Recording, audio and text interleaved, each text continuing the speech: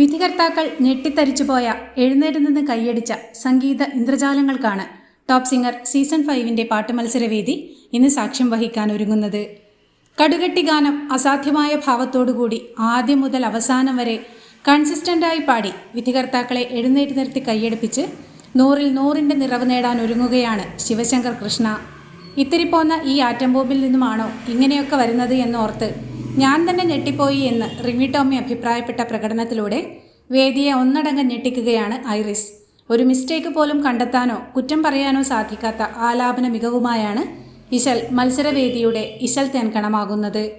ചന്ദ്രകിരണത്തിൽ എന്ന സുവർണഗാനത്തിൻ്റെ ആദ്യം മുതൽ അവസാനം വരെ കൺസിസ്റ്റൻ്റായി പാടിയെന്ന് മധു ബാലകൃഷ്ണൻ അഭിപ്രായപ്പെട്ട പ്രകടനത്തിലൂടെയാണ് ശിവശങ്കർ കൃഷ്ണ വിധികർത്താക്കളെ എഴുന്നേറ്റ് നിർത്തി കൈയടിപ്പിക്കുന്നത്.